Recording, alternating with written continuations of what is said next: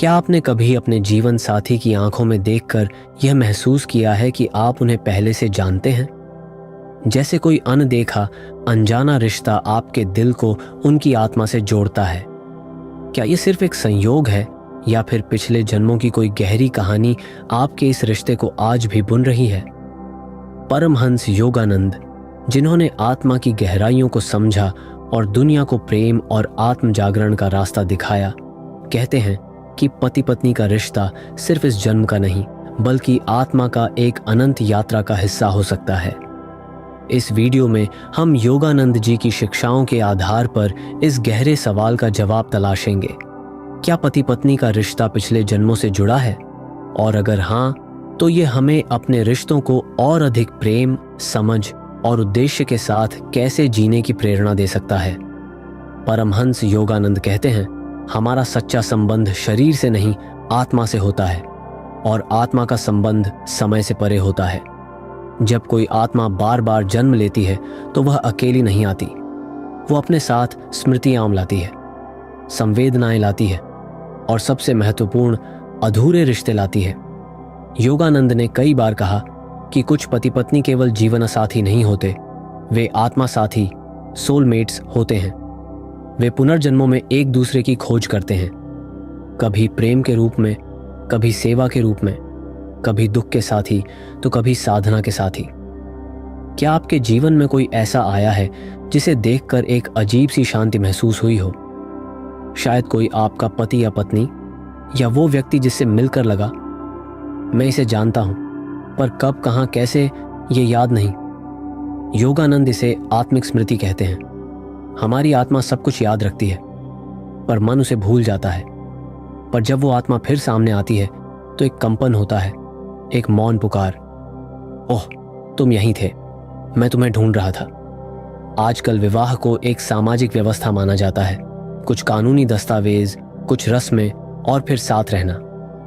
पर योगानंद ने विवाह को एक आध्यात्मिक अनुबंध कहा, जहां दो आत्माएं एक साथ आती हैं, सीखने के लिए, बदलने के लिए और अंततः ईश्वर को पाने के लिए। हर रिश्ता कोई सबक सिखाने आता है, पर पति पत्नी का रिश्ता आत्मा को सबसे गहराई से छूता है। कभी यह रिश्ता प्रेम की ऊंचाइयां दिखाता है, कभी यह अहंकार को तोड़ता है, कभी यह सहनशीलता सिखाता है और कभी यह आत्मसमर्पण। योगानंद ने कहा, विवाह कभी कभी कोई नया प्रारंभ नहीं होता बल्कि पिछले जन्म का एक अधूरा अध्याय होता है जो इस जन्म में पूरा होना है। हो सकता है पिछले जन्म में आपने किसी से प्रेम किया हो पर विवाह नहीं हो सका। हो सकता है किसी के साथ आपकी आत्मा का ऋण बकाया हो। तो यह जन्म एक अवसर है उस अधूरे ऋण को चुकाने का। इसीलिए कई बार विवाह में संघर्ष होते हैं, क्योंकि आत्माएं कोई पुराना हिसाब लेकर आई होती हैं, पर संघर्ष ही आत्मा को परिष्कृत करता है। योगानंद की एक शिष्या थी, मीनल। उनकी कथा आश्रम में प्रचलित थी। जब मीनल की शादी हुई, उनका विवाह शुरू से ही संघर्षपूर्ण था। पति गुस्सैल, स्वभाव कठोर, पर मीनल ने कभी शिकायत नहीं की। एक दिन उन्होंने योगानंद से पूछा, गुरुदेव, क्या यह मेरा भाग्य था? योगानंद मुस्कुराए और बोले, यह तुम्हारा भाग्य नहीं, तुम्हारा व्रत है। तुमने इस आत्मा से पिछले जन्म में वचन लिया था कि अगले जन्म में तुम उसे शांति दोगी। वह भूल गया, पर तुम्हारी आत्मा याद रखती है। मीनल रो पड़ी, पर उसके बाद उन्होंने अपने पति को पूरी श्रद्धा से स्वीकार कर लिया। यह था आत्मा का प्रेम, बिना शर्त, बिना अपेक्षा। इस प्रश्न पर भी योगानंद ने गहराई से उत्तर दिया, हर पति पत्नी आत्मा जुड़ाव से नहीं जुड़े होते। कभी कभी यह केवल मन या आकर्षण का रिश्ता होता है, पर जब आत्मा जुड़ती है तो उसमें मौन होता है। कोई प्रदर्शन नहीं, कोई शोर नहीं, बस शांति।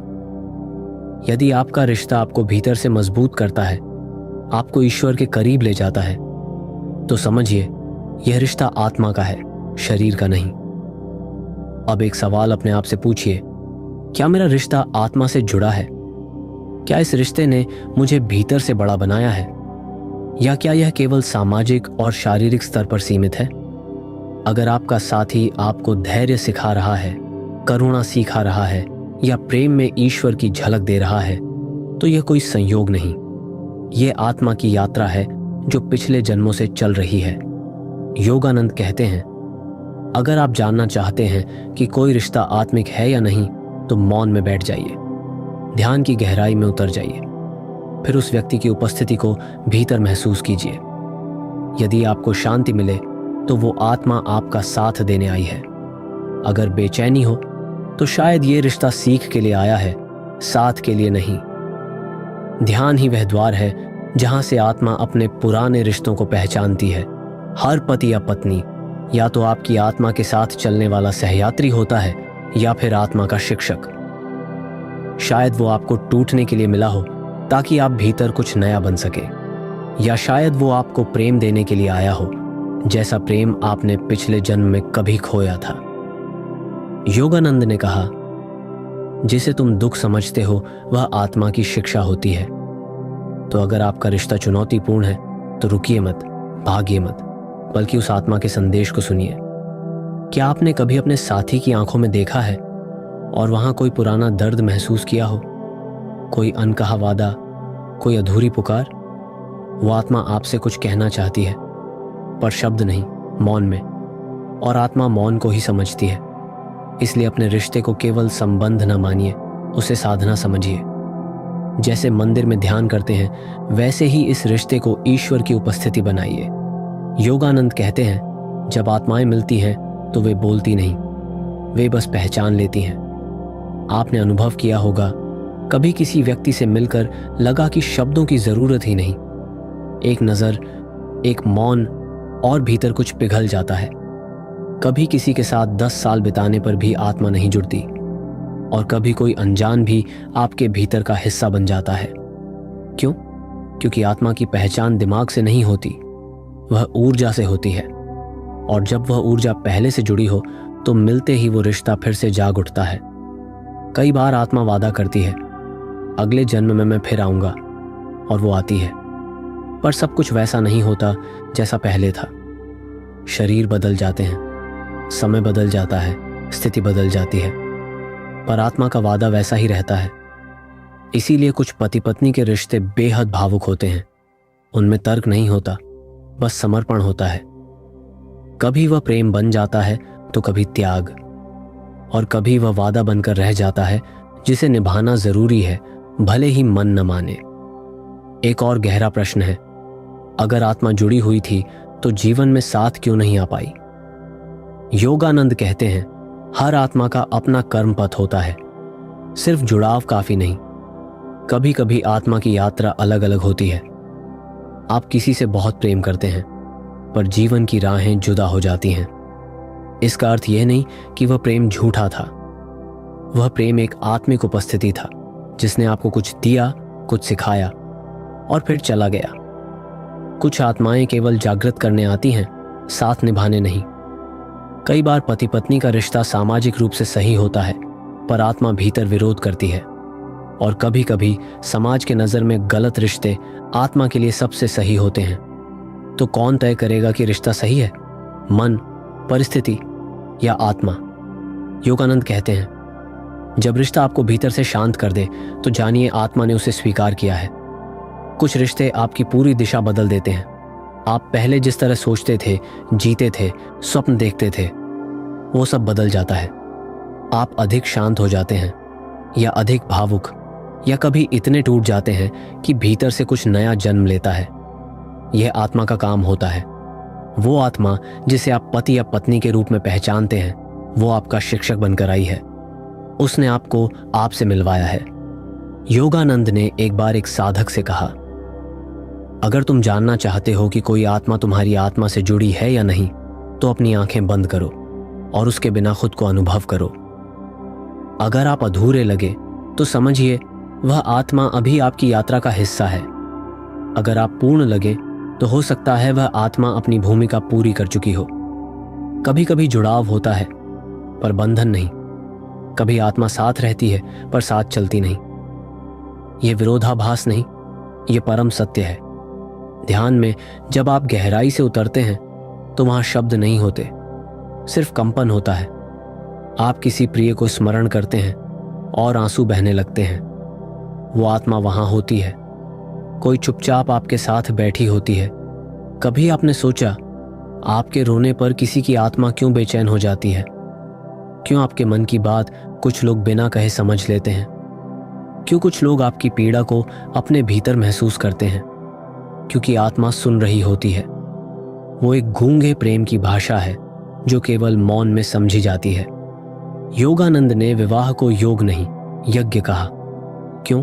क्योंकि विवाह केवल साथ आने का नाम नहीं है, बल्कि स्वयं को होम करने की प्रक्रिया है। आप अपने अहम को, अपनी अपेक्षाओं को, अपनी शिकायतों को धीरे धीरे यज्ञ की अग्नि में अर्पित करते हैं।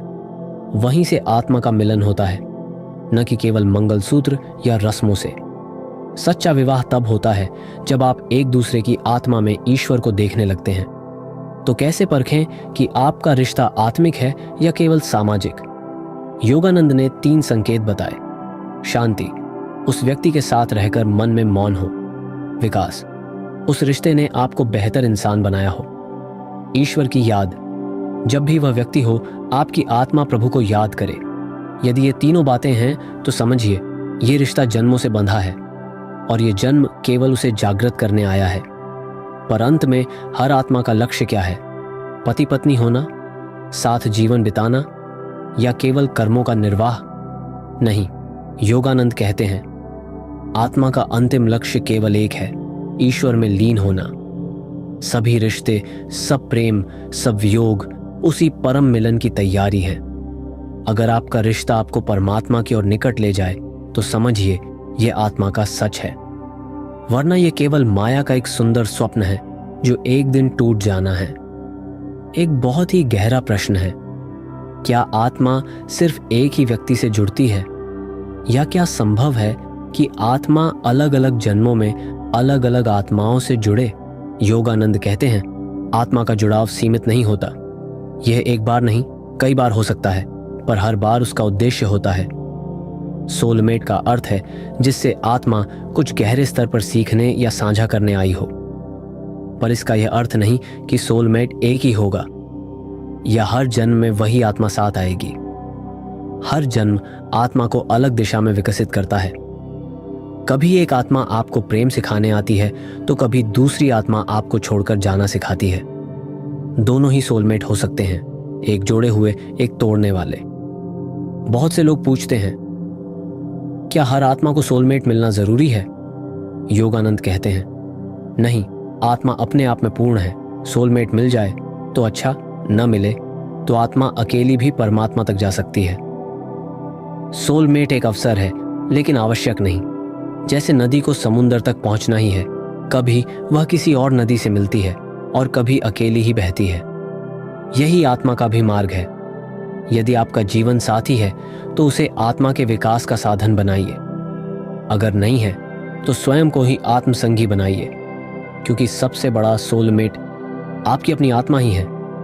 कई लोग जीवन भर एक सोलमेट की तलाश में रहते हैं, पर क्या वह आत्मा हमेशा मिलती है?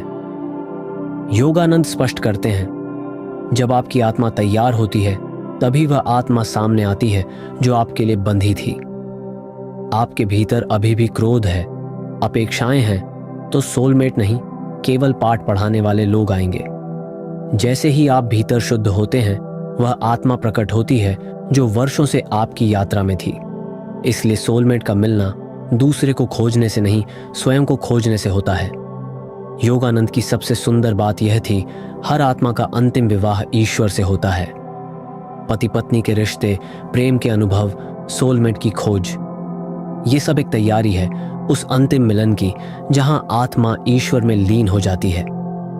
वहां न अपेक्षा होती है, न दूरी, न वियोग, न संघर्ष, सिर्फ पूर्णता। इसीलिए योगानंद अपने जीवन में विवाह नहीं किए। उन्होंने आत्मा को सीधे ईश्वर से बांधा, लेकिन उन्होंने दूसरों के वैवाहिक रिश्तों को कभी कम नहीं आंका, बल्कि उन्हें आत्मा के विकास का सबसे शक्तिशाली साधन बताया। कल्पना कीजिए, पति पत्नी सुबह साथ ध्यान कर रहे हों, एक दूसरे की आत्मा को मौन में देख रहे हों। न कोई तर्क, न कोई अपेक्षा, सिर्फ मौन। क्या यह कोई कल्पना है? नहीं, यह योग है। यह वही विवाह है जो योगानंद ने सिखाया। जहां दो आत्माएं मिलकर एक मंदिर बन जाती हैं, वहां प्रेम पूजा बन जाता है और मौन मंत्र। अगर आज आपका वैवाहिक जीवन संघर्षों से भरा है तो ये जान लीजिए, ये आत्मा का परीक्षण नहीं, आत्मा का परिष्कार है। हर लड़ाई, हर मौन, हर टूटन आपके भीतर कुछ खोल रही है। और हो सकता है यही संघर्ष किसी पुराने जन्म का उत्तर हो या किसी अगले जन्म का बीज। जैसे मीनल और उनके पति की कहानी, जहां प्रेम नहीं था फिर भी आत्मा की करुणा थी, क्योंकि आत्मा का प्रेम कभी भी सशर्त नहीं होता। कभी कभी आपका काम सिर्फ इतना होता है, किसी आत्मा को प्रेम देकर मुक्त कर देना। ना बांधना, ना पकड़ना, बस प्रेम करना और जाने देना। योगानंद ने कहा, सबसे बड़ा प्रेम वही है जो किसी आत्मा को स्वतंत्र कर दे, भले ही वह आत्मा आपको छोड़ जाए। यदि आपका साथी चला गया या रिश्ता टूट गया तो भी वह प्रेम व्यर्थ नहीं गया। उसने आत्मा को छुआ है और उस छुअन की स्मृति जन्मों तक साथ रहती है। बहुत से लोगों के मन में सवाल होता है, क्या मैं अगले जन्म में फिर उसी आत्मा से मिलूंगा? योगानंद मुस्कुराते हुए कहते, अगर वह आत्मा भी तुम्हारी तलाश में हो तो निश्चित ही मिलोगे। और अगर वह आत्मा मुक्त हो गई तो तुम्हारी आत्मा को कोई नई दिशा मिलेगी। सभी रिश्ते मिलने के लिए नहीं होते, कुछ छोड़ने के लिए होते हैं। पर हर आत्मा अपने आत्मिक साथी को पहचान लेती है, कभी स्वप्न में, कभी आंखों में, कभी ध्यान में। अब अंत में अपने आप से यह पूछिए, क्या मैं अपने रिश्ते को एक आध्यात्मिक साधना बना सकता हूं? क्या मैं इस रिश्ते के माध्यम से ईश्वर को देख सकता हूं? क्या मैं अपने जीवन साथी की आत्मा को एक शिक्षक, एक दर्पण और एक पथ प्रदर्शक मान सकता हूं? अगर हां, तो फिर विवाह सिर्फ एक बंधन नहीं, एक मोक्ष बन जाएगा। और यदि ना हो सके तो भी यह जीवन आपको कुछ सिखाकर आत्मा को अगले चरण के लिए तैयार करेगा।